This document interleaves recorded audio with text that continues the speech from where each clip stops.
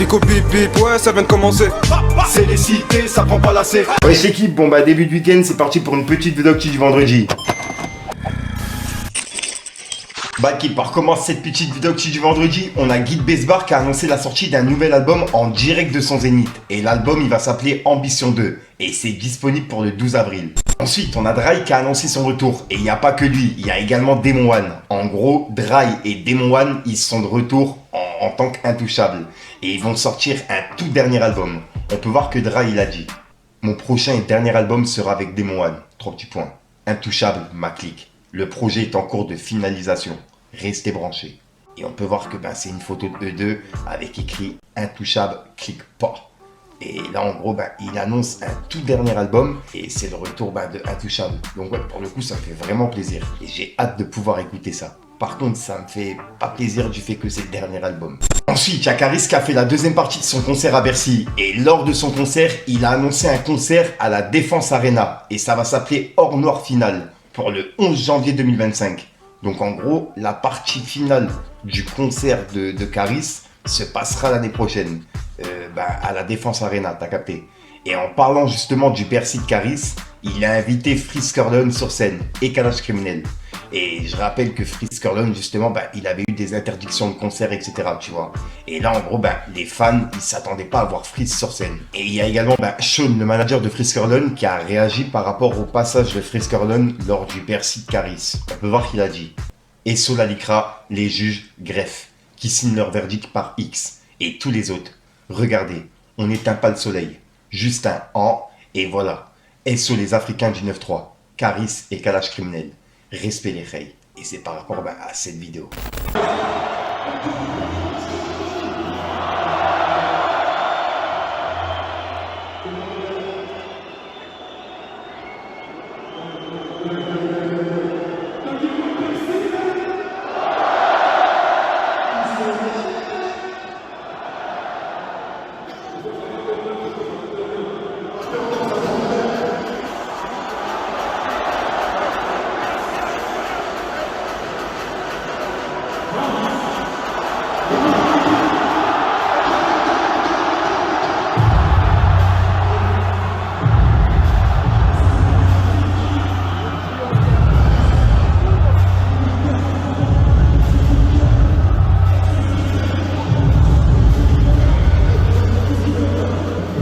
Ensuite, je tenais à rappeler qu'il y a Shotas qui est de retour aujourd'hui avec un nouveau projet qui s'appelle Où est la Cité 2. Et dedans, il y a 3 featuring. On a Boobs, Boleman et Limo. Et je rappelle que Boobs, vous pouvez le découvrir justement dans mon émission Dans le Radar, pour les personnes intéressées.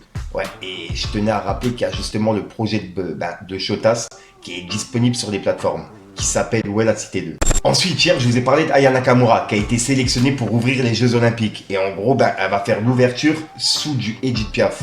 En gros, elle va chanter Edith Piaf, tu vois. Et c'est Macron, justement, qui lui a demandé. Et là, en gros, il y a Sean qui a réagi par rapport à Aya au JO. En gros, il a dit: Aya, JO, chanter Edith Piaf, pour l'interrogation. Aya, si tu vois ce message, ne fais pas ça. C'est un piège. Fin de transmission. Et voilà, et là si t'as bien compris, il est en train de dire à Aya Nakamura, c'est un piège, tu vois, en gros, ils essayent de te piéger et ne le fais pas du tout. Et en gros, là, il la met en garde. Dites-moi dans les commentaires ce que vous en pensez, l'équipe. Ensuite, ça c'est vraiment un truc de fou. Je suis tombé sur un article de France News 24 qui parlait justement de ça. En gros, de Aya Nakamura qui devra interpréter des chansons de Edith Piaf pour les Jeux Olympiques de Paris 2024. Et on peut voir qu'ils ont utilisé une photo de Brigitte Macron aux côtés de Naomi Campbell, tu vois. Et en gros, ils se sont carrément trompés. Ils ont confondu Naomi Campbell avec Aya Nakamura. Et pour le coup, je trouve que c'est vraiment un manque de respect, tu vois. Sachant qu'elle a été sélectionnée pour les ouvertures. Moi, personnellement, je trouve que c'est juste pour la jeunesse, pour attirer les jeunes à regarder ça, tu vois, regarder les JO, et pour faire bonne figure, on va dire, entre guillemets.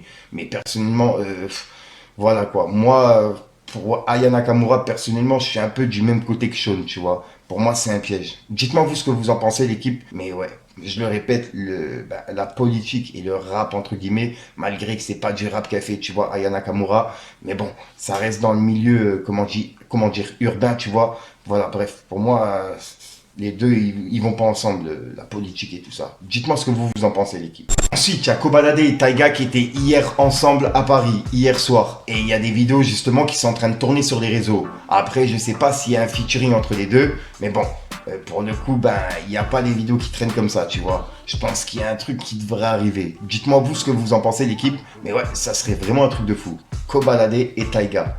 Ouais, vraiment dinguerie. Dites-moi ce que vous en pensez. Ensuite, il y a 404 Billy qui a mis en garde plusieurs personnes, que ce soit les médias, etc. Tu vois, en gros, il a laissé une vidéo directement en story et il est en train de dire que le prochain, justement, qui va clasher, il va vraiment le terminer. Et c'est ce qu'il a dit, en vidéo, directement en story. Et j'ai vu personne en parler, donc je tenais à vous en parler. Pour ceux qui l'ont pas vu, regardez.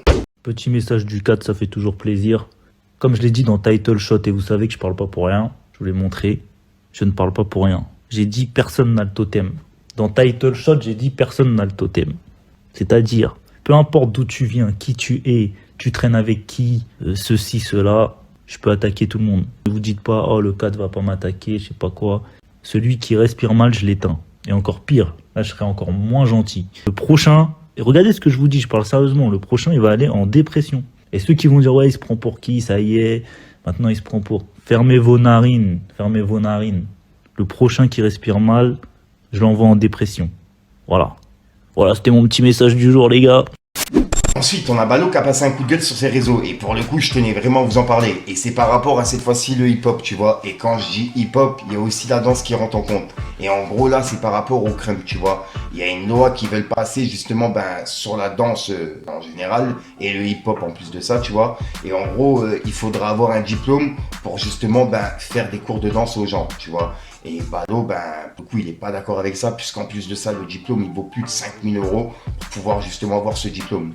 Et bref, et en gros, il explique que la danse, ça vient de la rue et que ça se transmet directement. Il n'a jamais eu besoin de cours, etc. Lui-même, il a été en Amérique, il n'a pas fait des cours, il l'a appris sur le tas. Et c'est comme ça que ça se passe, c'est la transmission du truc. Et ça reste, comme je vous ai dit, urbain. Et je vois pas pourquoi l'État commence à vouloir prendre une part là-dedans. Et c'est ce que Balo, il explique. Pour ceux qui n'ont pas vu, je tenais à vous en parler. Et dites-moi dans les commentaires ce que vous en pensez, l'équipe. C'est vraiment important.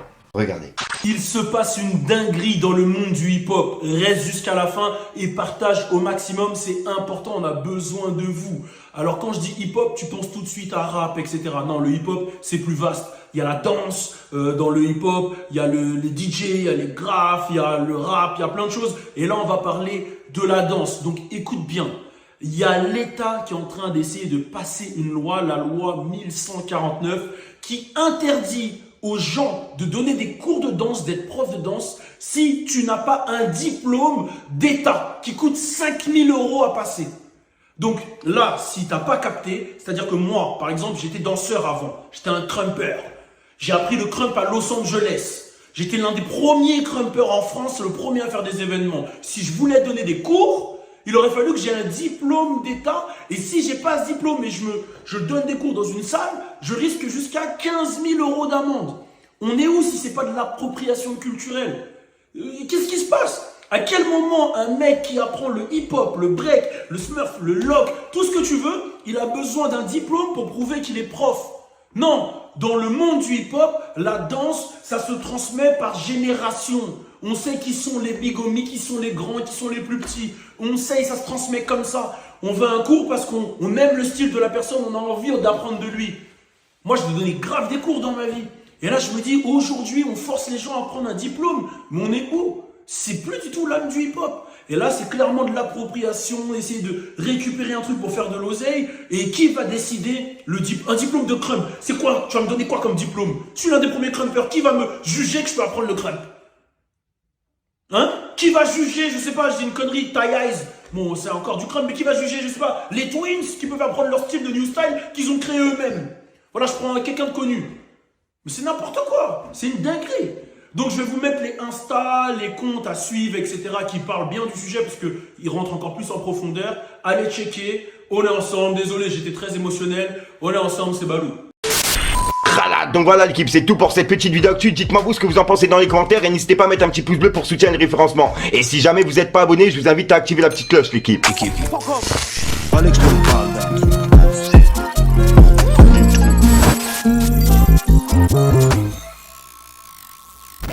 thunes dans du paraître. Dans de la sape, des grailles, des cigarettes. Ça va vite dans ma tête, y'a cigarette. J'attends mon tour, code direct quand c'est carré. Loyauté, je veux pas de câlin. La santé passe avant monnaie, je veux pas de cara.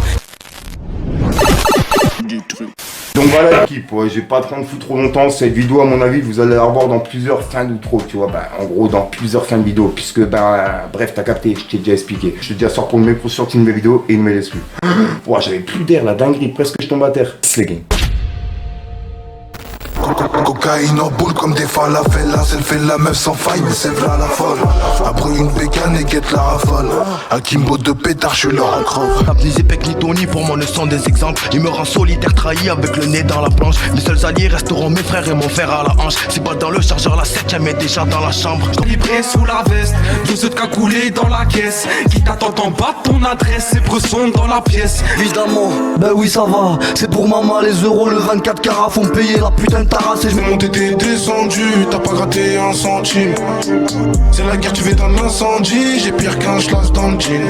J'étais dans une pièce vide, je me mettais sous flash. Maintenant les pièces sont remplies, c'est sur moi qui sont les flashs. Ça me demande des photos, ça me demande des dédicaces. Je suis des Peu grand manger dans les couilles. Tiens, toi dans ta tête à la douille. Oh, ça vous c'est un crack, c'est un pack. Le fusil est black, il est caché en bas.